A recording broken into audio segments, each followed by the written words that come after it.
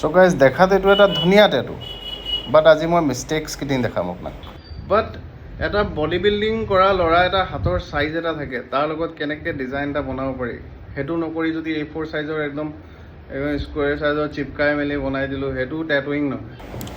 চ' এই টেটুটোত আপোনাৰ লায়ন নে টাইগাৰ ডিষ্টিংক্ট নহয়, তলৰ ৰ'জ টাইপ লগা নাই, চাইজিংটো দেখিছেনে ৰেক্টেংগল শ্বেপ এটাত বনোৱা আছে। চ' সেইটো হাতৰ শ্বেপটোৱে বেয়া কৰে, ষ্টিকাৰ লগোৱা নিচিনা।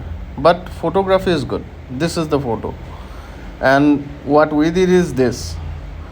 আমি ইয়াৰ বেকগ্ৰাউণ্ড এড কৰিছোঁ, টাইগাৰ লুক এটা দিছোঁ, যোনটো আমি লায়ন নে টাইগাৰ আমি চিয়'ৰ নাছিলোঁ।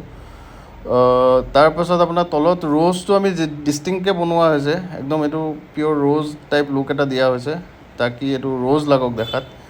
চ' অভাৰঅল টেটুটো বনাৰ পাছত তাৰ হাতৰ চাইজিংটো বেলেগ হৈ গ'ল, হাতখন দেখাত ডাঙৰ হৈ গ'ল, ষ্টিকাৰ টাইপ মাজত যে লাগি আছিলে তেনেকুৱা টাইপ লগা নাই।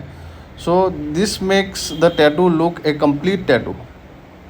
চ' টেটুটো কেনেকুৱা লাগিলে কমেণ্ট কৰিব, ভাল লাগিলে শ্বেয়াৰ কৰিব, এণ্ড যদি আপোনাৰো কিবা বেয়া টেটু আছে যোনটো আপোনালোকে ঠিক কৰিব বিচাৰে আমাক কণ্টেক্ট কৰিব। Thank U.